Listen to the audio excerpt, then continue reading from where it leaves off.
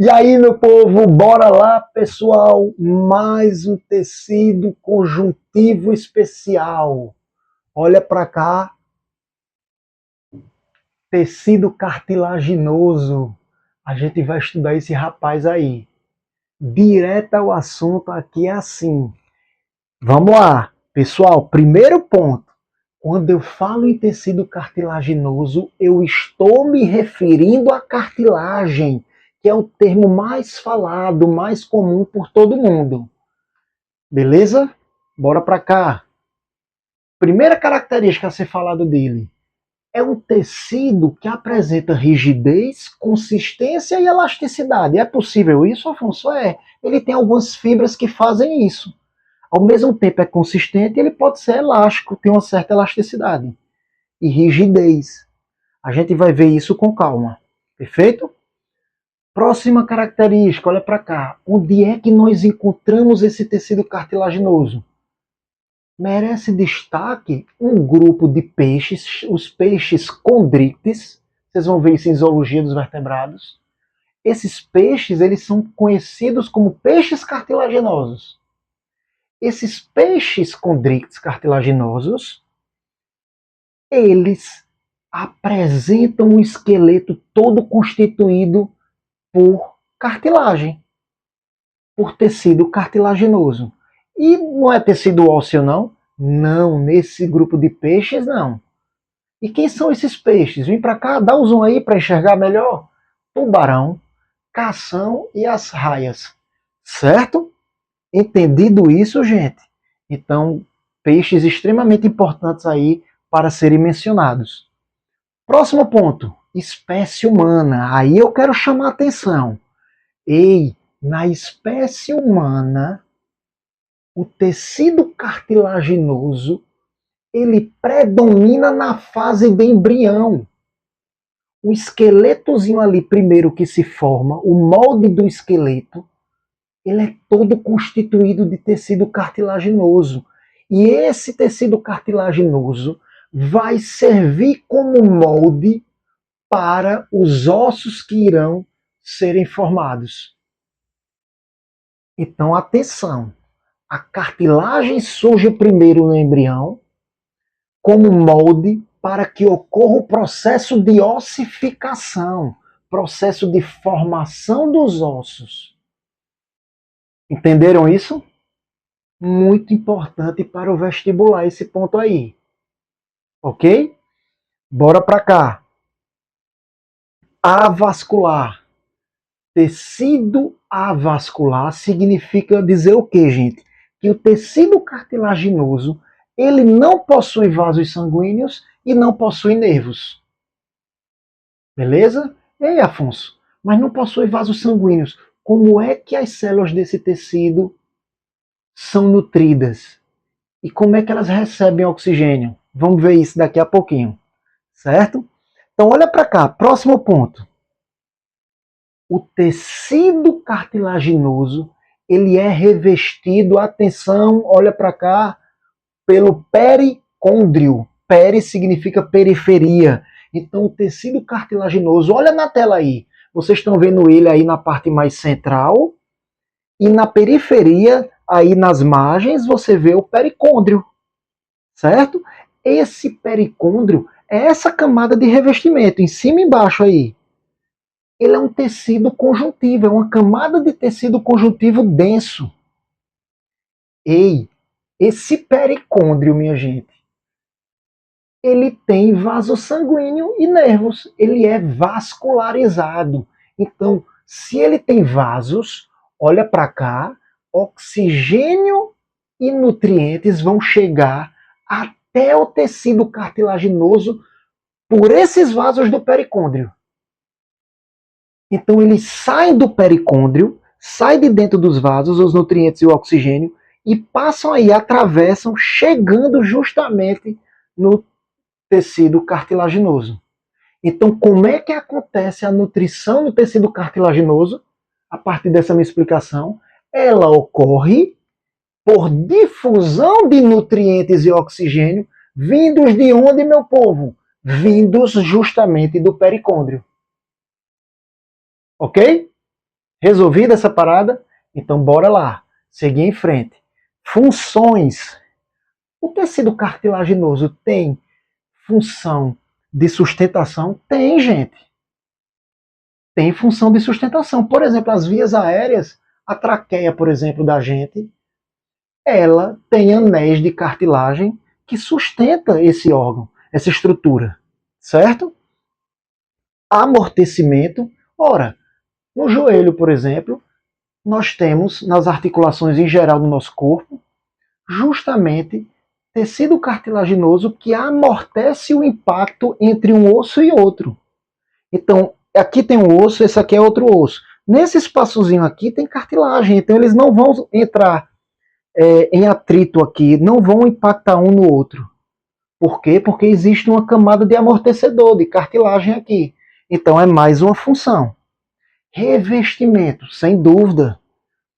As extremidades dos ossos possuem cartilagem revestindo essas extremidades, que a gente chama de epífises dos ossos. É mais uma função. Proteção, sem dúvida. Se reveste, protege, minha gente. Também vai proteger os ossos. Não há dúvida com relação a isso. Função estrutural, sim. Lá no embrião, por exemplo, ele tem função estrutural, forma um molde, justamente para dar origem aos ossos. Muita atenção, gente, que ele, na verdade, e aí já é a próxima função, função de molde.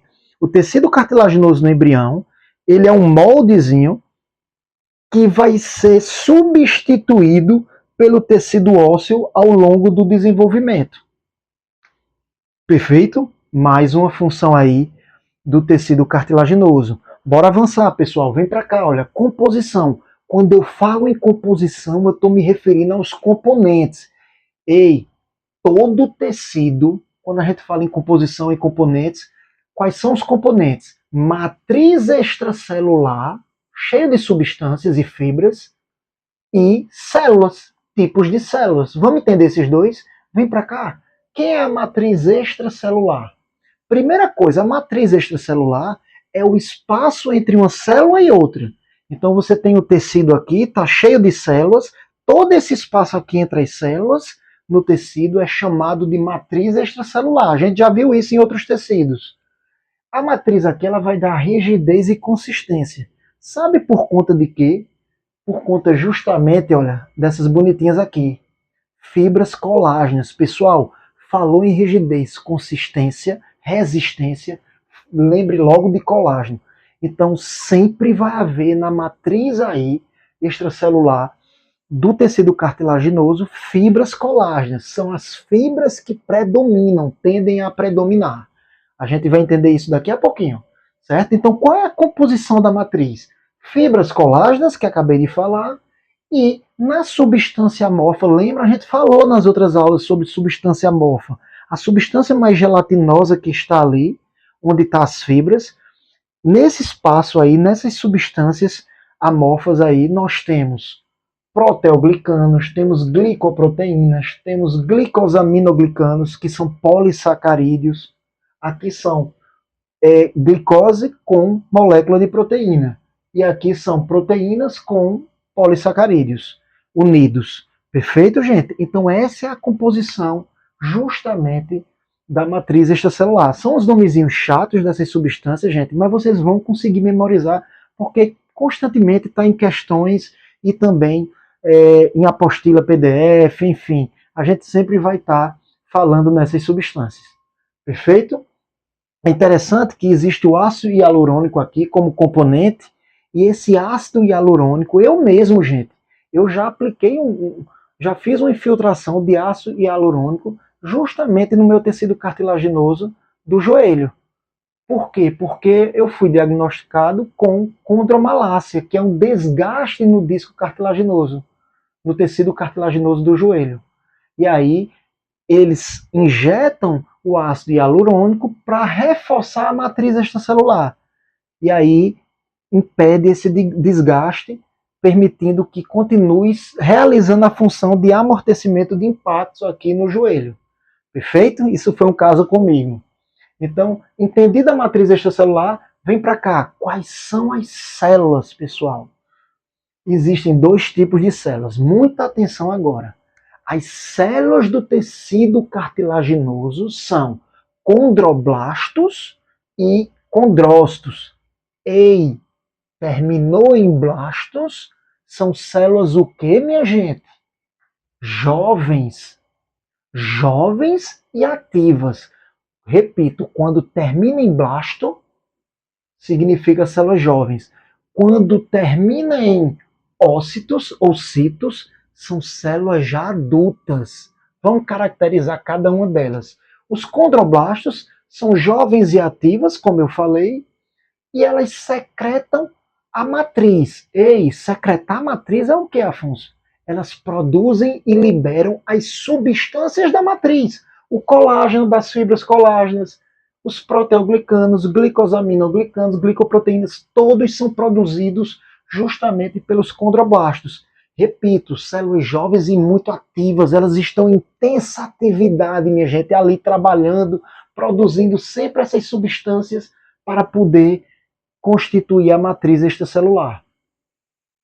E aí, gente, os condrócitos já são células adultas e pouco ativas ou inativas, sem atividade, ok? Elas ocupam, os condrócitos, lacunas na matriz.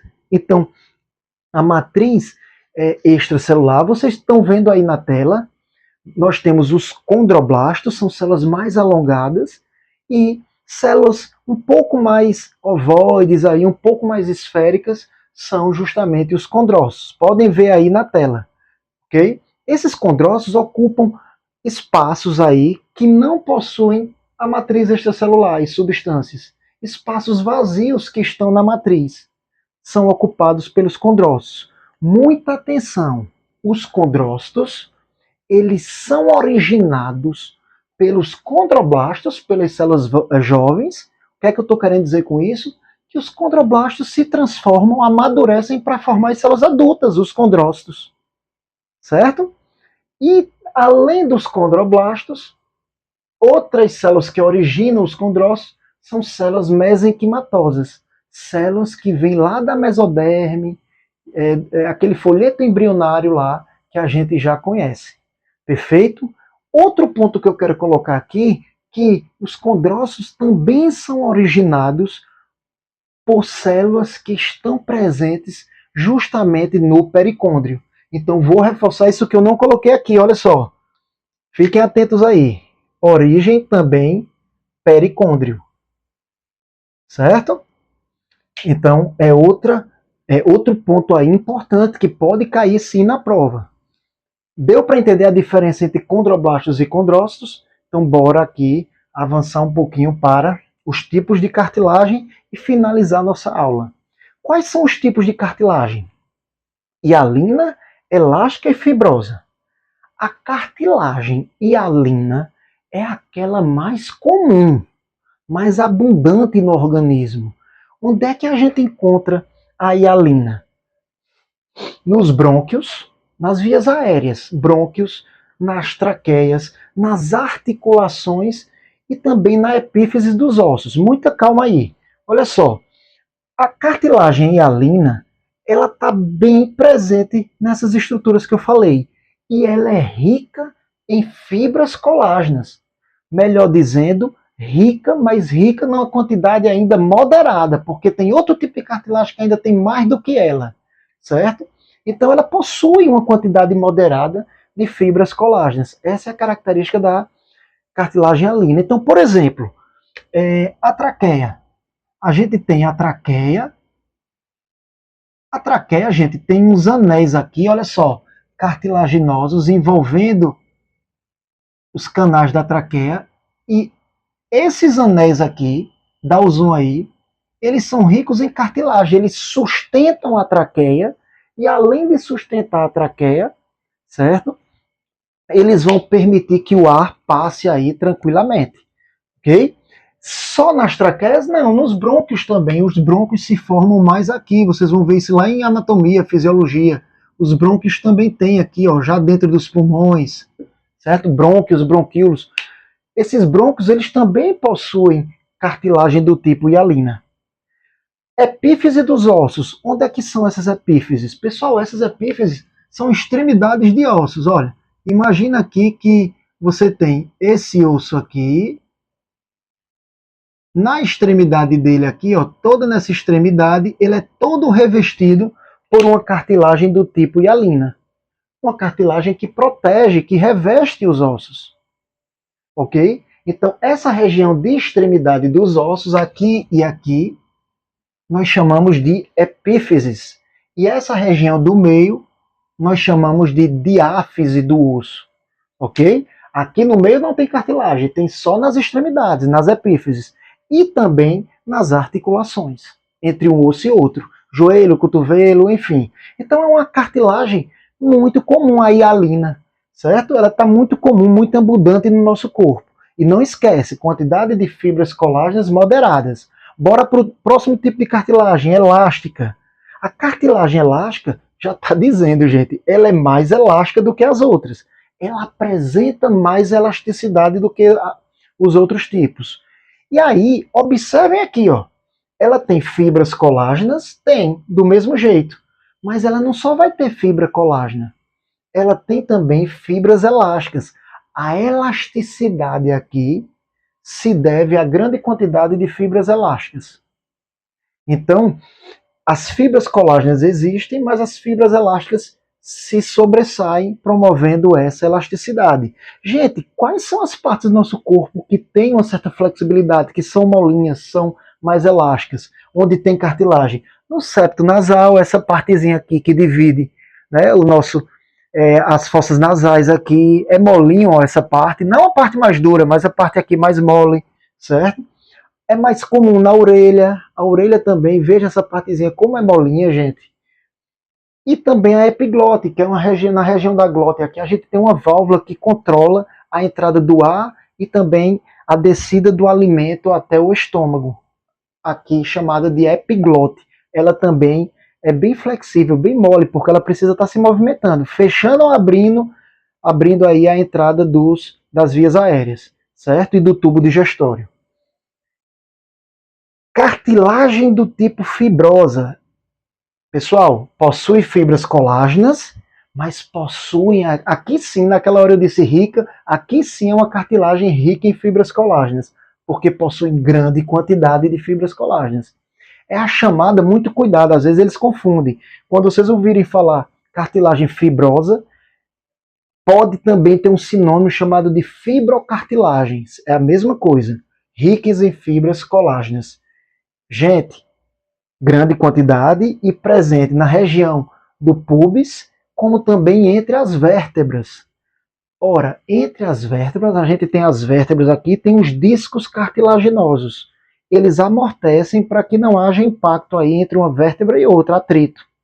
Certo? Então, mais uma vez, a função de amortecimento, promovido justamente por esse tipo de cartilagem, a cartilagem fibrosa. Então, vejam, pessoal, que o que eu queria chamar a atenção aqui é que todas as cartilagens aqui, os três tipos, possuem fibras colágenas. Perceberam isso? Então o colágeno está na matriz extracelular predominando, ok? Ele vai estar sempre presente. Colágeno é um protagonista aí quando se fala em tecido cartilaginoso. Entendido isso, gente, deu para a gente compreender aqui. A gente finaliza essa aula e vamos para o próximo tecido conjuntivo especial. Abraço a todos e bons estudos.